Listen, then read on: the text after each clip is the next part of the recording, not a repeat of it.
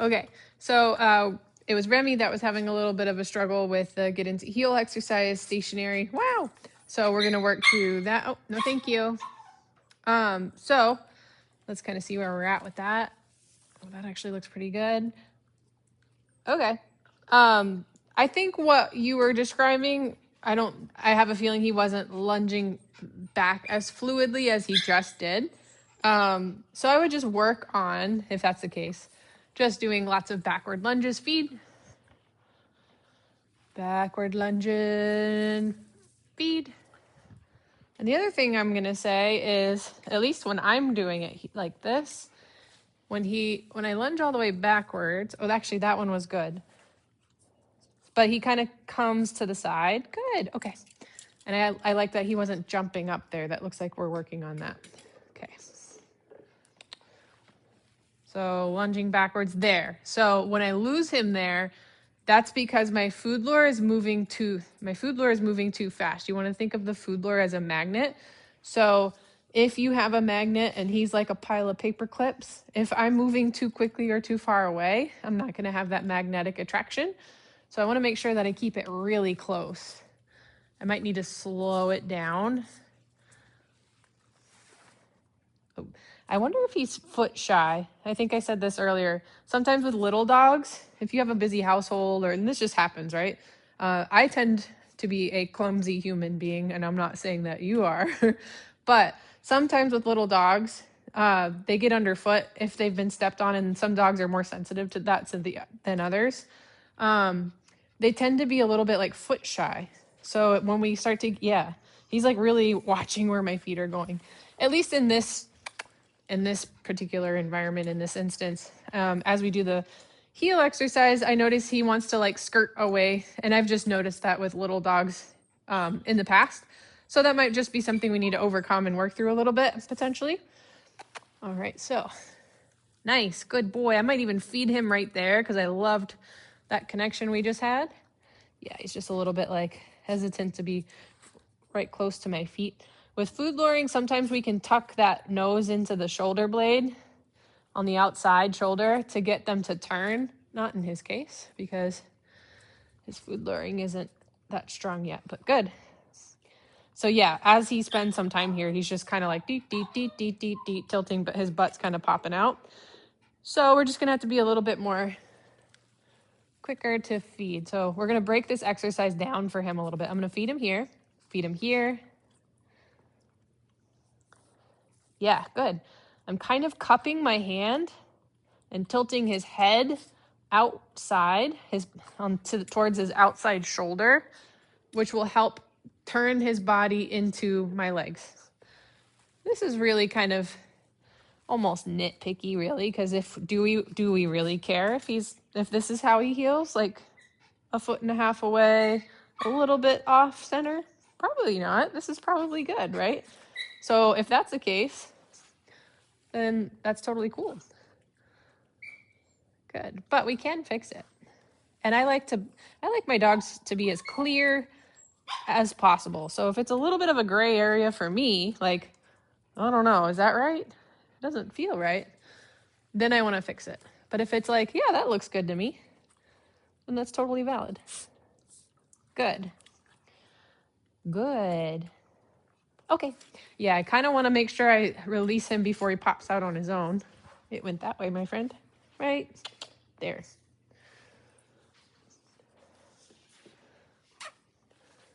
Good. Good. Yep. If I lose him there, I'm just going to pick up my little pile of paper clips here. Good. Good. Good. Yeah, I'm going to try to feed him with my, yeah, good. I'm try to feed him with my hand cupped. Good. Another thing we can kind of just do is something called a bowl exercise. This is really kind of deep diving. And again, is it something we absolutely need to fix? Probably not. But if you're interested in really just conquering this, oh, I don't have like a great bowl. Oh, this is empty. This will work. Well, it's got a little bit of water. Sorry. Sorry, Alex, my custodial engineer. All right, so I have this little rubber bowl here. I can guide him up onto it. maybe. Is that a weird, scary bowl? Good. Nice. So if I can work on getting his front feet on, maybe. Good. Yeah. Yes. Good. Good. Good boy. All right. He's got his front feet on. We can actually work on teaching him to pivot. So again, getting his shoulder. Oops. You got to get on the bowl.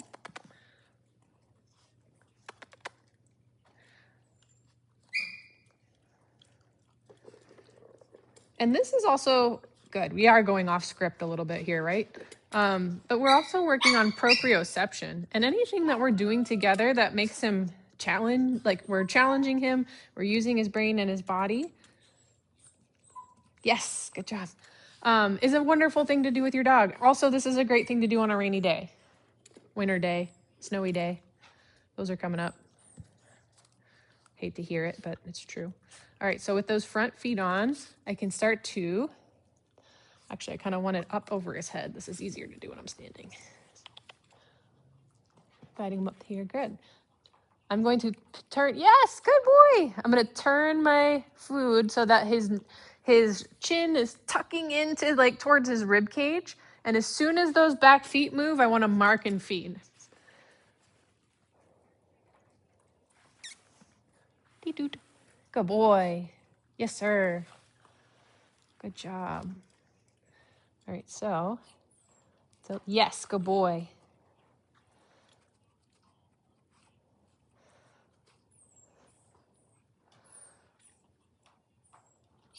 I might have to feed him a little bit just to kind of keep him there. Yes, good boy, good.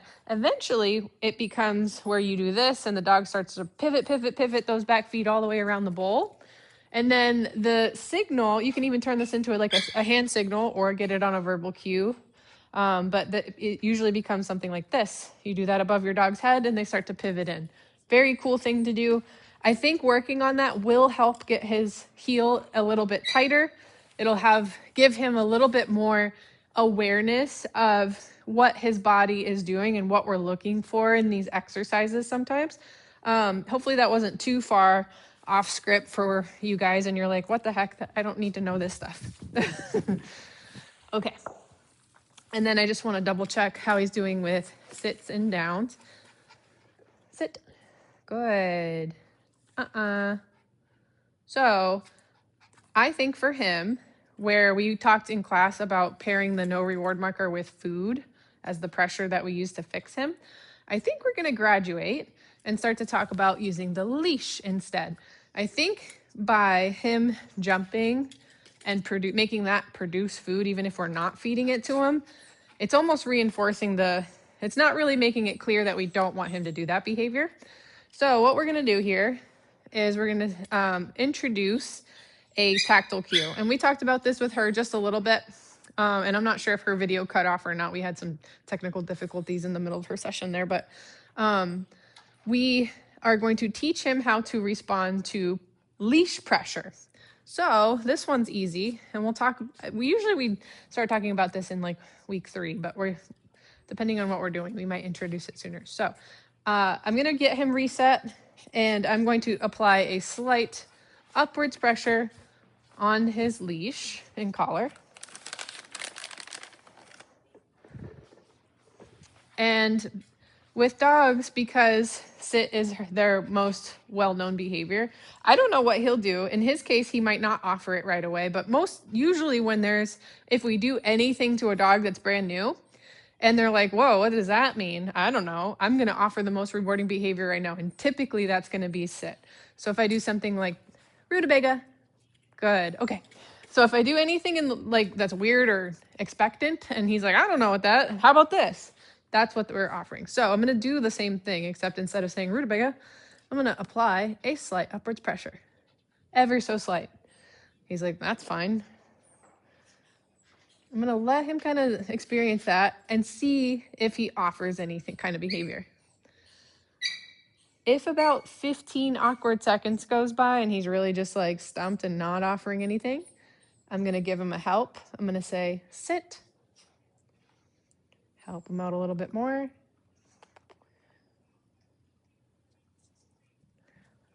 Oops, that's not it. Good. So the second his little palm hits the floor, I want to release that leash pressure. I'm going to go ahead and, well, ideally release him before he releases himself. We're going to do that again. Slide upwards pressure. Good. Release it as soon as his butt hits the floor. Perfect. I released him with his clicker. Sometimes my mic doesn't pick up that click. Slide upwards pressure.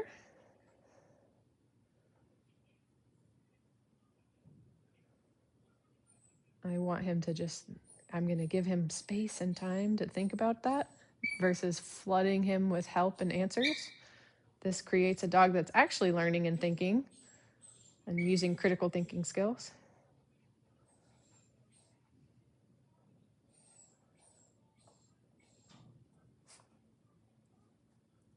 Sit.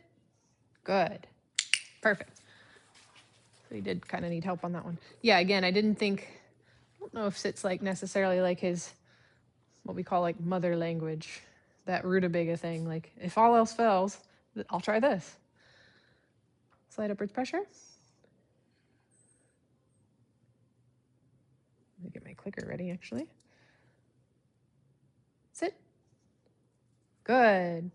Perfect. I want that moment where the pressure comes off and he goes, oh, that turned off before I release him. Good. Perfect. That time he didn't need help. So we're introducing it to him this way so that when I do that, when he makes a mistake, he knows how to fix it. Hopefully that makes sense. Slide upwards pressure. Good. Nice. That looks great. So now instead of using food to fix him when he breaks his sit, wow, we really went through some treats, huh? Sorry about that. Your belly's probably full. We can use a leash and save the food for behavior that we love. And that's going to cause his brain to go, oh, this is a better thing to do than that. Leash pressure is not so much fun. Food is where it's at. So he's going to make that, his brain's going to be able to make that difference better. So we're going to say, sit. Good boy.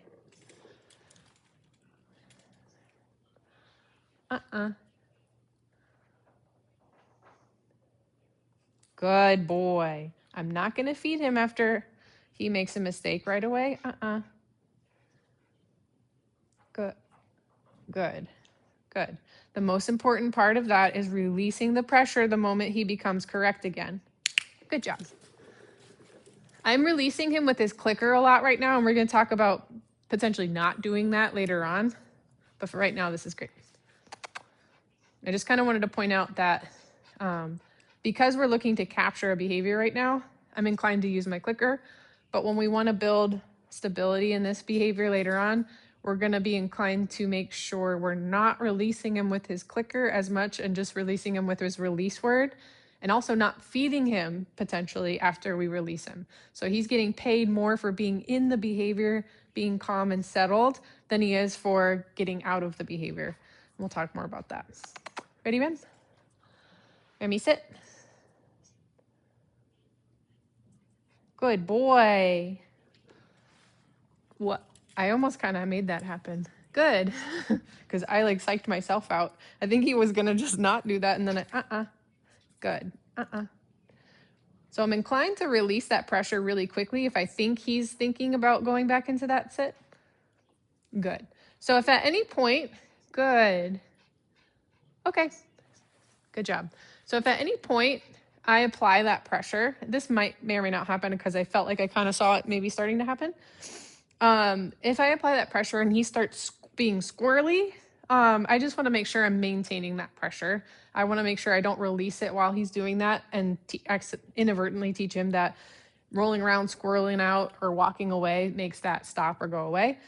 The idea is that we're using a fine enough pressure, a small enough pressure that it isn't going to be negatively impacting him in any way. It's just kind of annoying. It's like your little brother in the back seat, like going, I'm not touching you, you know, or like they're barely touching you, but you're like, holy crap, that is kind of annoying, right? It is annoying, and it is a pressure, but we're trying to use the least amount possible.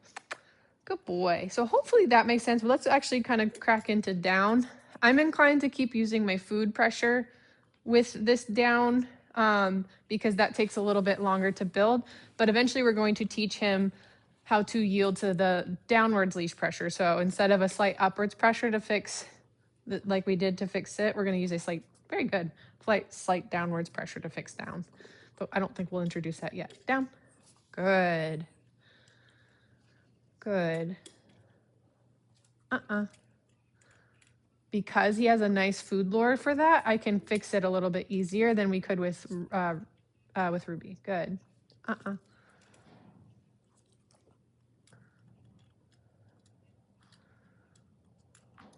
And I could see him benefiting. I mean, most dogs that are food driven like he is will benefit from fading the food out of the mistakes. Good. Good. So I want to make sure he obviously struggles if I go to do this. So I want to proof that. So we're going to break it down.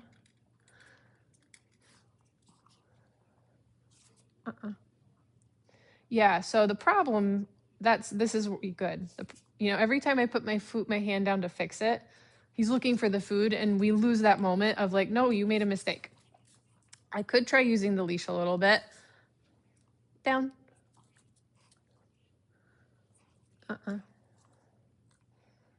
Good. Good. I don't know if you saw that or not. Good. Ooh. Fix. Good. Kind of fed him quickly after that.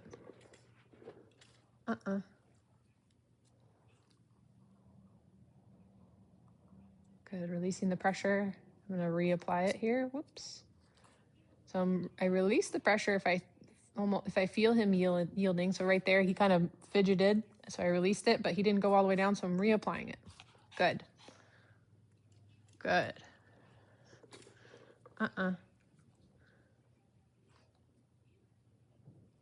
Good. Reapplying. Good. Whoops. Reapplying. Good. Oops. Bringing him back to where we were. Good. Good. Very nice. Good.